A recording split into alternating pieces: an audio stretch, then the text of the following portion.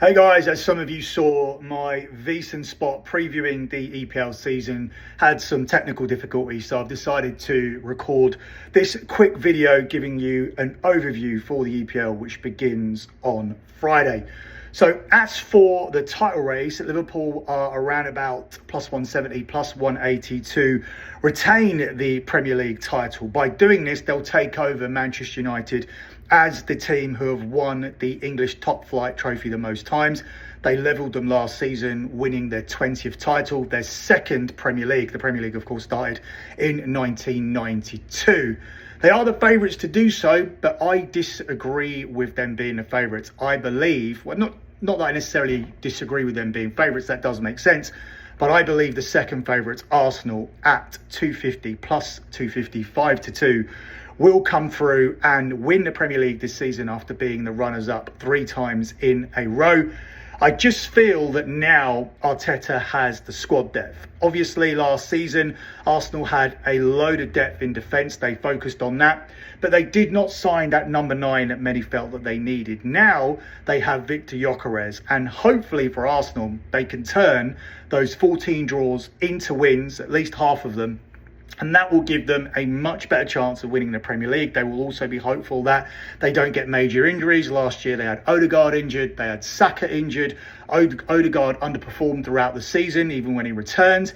And now they have the squad depth to cover those positions if something like that happens. Arsenal have significant cover in every position after signing Nogard, Zubimendi and Madueke to add to the signing of Gyökeres as well. They also have goalkeeper cover, getting Kepa in to cover for Raya if anything happens to him, or just to give him a rest. So Arsenal could challenge on all fronts, but the Premier League is the one that they want. Liverpool, for me, they have the stronger 11, and they were definitely the rightful favourites at the start of the window after signing Florian Wirtz.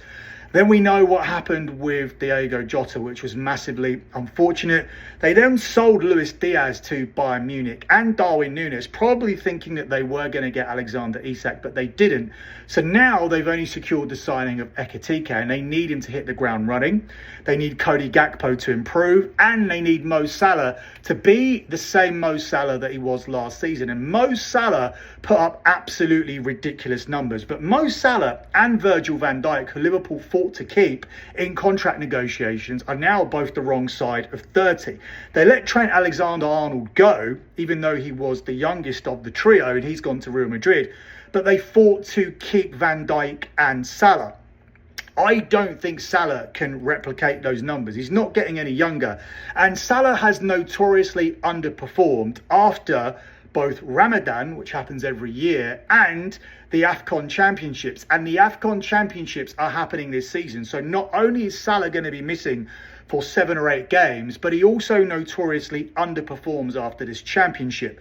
So what you may have is a Salah who cannot live up to the heights of last season, and then who comes in after the AFCON and underperforms when Liverpool don't have that attacking depth, because they've sold Diaz, they've sold Núñez, they've lost Jota, and they've only signed Ekitike as a replacement for those 3 players and weren't able to get Alexander Isak over the line. As for Florian Wirtz, obviously a major signing, but so was Kai Havertz for the same reason when he entered the EPL, when he signed for Chelsea.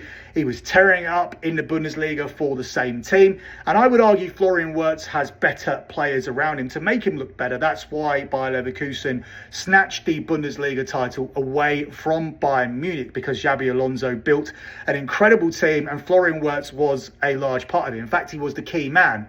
But can that translate across to the EPL? Liverpool fans will automatically be hoping, and some are assuming that it will, but I'm not 100% sure that Wirtz can suddenly just light it up and be the next Kevin De Bruyne in this league. There are also question marks for me over Virgil van Dijk, who also isn't getting any younger. Yes, he's a Rolls-Royce defender. He's world-class. There's no doubt about that. But last season, Arne Slot, one of the things he did is he moved away from Jurgen Klopp's heavy metal football and decided to be more conservative, which meant his fullbacks played as defenders. And fullbacks obviously are defenders. It's a defensive position. But they weren't expected to bomb forward as much. That wasn't the expectation for Trent and Robertson. But now you've signed the likes of Frimpong and Kirkes. maybe there's some scar tissue there from the PSG defeat where PSG outclassed Liverpool. And one of the main things that PSG do, which I've spoken about on other shows, is they get Mendes and they get Hakimi to bomb forward. And they not only defend for you, but they also get forward and join in attacks. And it's almost like having two extra players. And Liverpool felt that. That's why Liverpool exited the Champions League.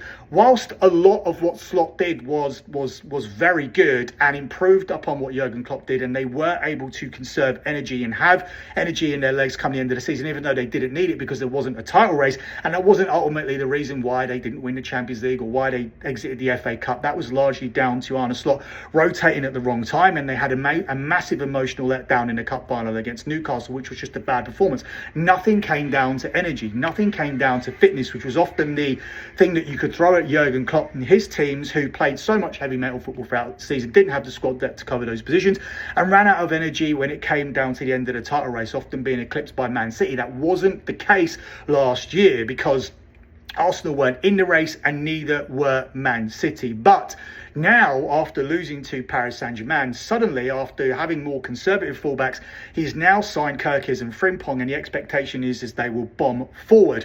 Otherwise, there's no point signing these types of players. You don't sign these types of players for the money that you paid and then try to change their identity. So Liverpool's identity will be back to sending the fullbacks forward. Can Van Dijk at his age provide that cover? Does he have the pace to come back? Does he have it in his legs to cover that space like a Mickey van der Ven would do for Spurs? Can Virgil van Dijk still do that at his age? Is he still the same player? Can Liverpool rely on Van Dijk? And can they rely on Mo Salah to still put up these ridiculous numbers? And they're going to need to, because Liverpool do not have the cover in those positions. And Arsenal, in contrast, have cover in every single one of these positions. As for Manchester City, I don't see them as a title contender because in Pep Guardiola, they have a manager who I still see, despite the fact he's been unbelievable, I still see him as a checkbook manager. He has no history of rebuilding a team. Now, historically, the situation at Man City was to get one in, get one out. They replaced Sterling, they replaced Aguero, they replaced others. That isn't the case anymore. You have an influx of players leaving the club, like Kyle Walker, like Kevin De Bruyne, who are very difficult to replace. And you also have question marks still over Rodri. He's been re-injured again, and when he does come back, is he going to be the same player that you can rely on? I don't believe in Pep Guardiola being able to rebuild a team. I also believe there are still question marks over this points deduction. Now, I've been saying this for 2 or 3 years, but it surely has to come to a head now. Experts are now predicting that rather it being 40 to 80 points and ultimately leading to a relegation, it's going to be something closer to 9 to 20 points, but that is significantly going to affect Man City. They will no way be able to win the league, and they might not even finish in the top 4, which makes the top 4 market very interesting. We all automatically assume the likes of Liverpool, Arsenal, Man City will be in it, but if Man City are deducted points, that opens the doors up for the other teams. Chelsea are definitely the best of the rest. They have the best squad, and they are the current world champions after winning the FIFA Club World Cup. And I cannot see them finishing outside of the top 4. And I actually think there's value on them finishing the top 4 at the price of 4 to 6 minus 150.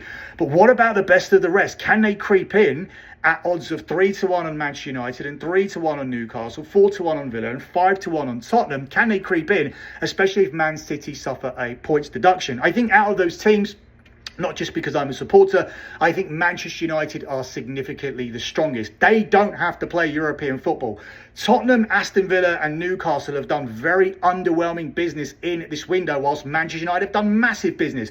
Everybody thought they were in a crisis, but they've still proven to be the biggest spenders in the EPL. They have a better squad and they only have to play 1 game a week. They don't have European football, and we've seen historically in recent seasons that is a huge benefit. Therefore, I think if this system works and Amorim is the right man that we've put our faith into, Manchester United can suddenly drastically climb this table from 15th to 5th place, which should get you a Champions League spot, but they may even get to 4th if City do finally suffer that points deduction, and I think they will, which is why I do not consider them a title contender this season. So for me, it comes down to this top 2. I think Arsenal are going to take it. I like them at the price of 5-2 plus 250. Whilst at the bottom, my dark horse to be relegated this season is Brentford, available between 5-1 and 7-2 plus 350. I don't like the managerial appointment. There's no EPL experience there, promoting your set-piece coach to manager. They also haven't done any business as far as incomings goes. Wissa wants to leave and Mbuemo's gone. You've lost Thomas Frank, which is a huge part of your identity.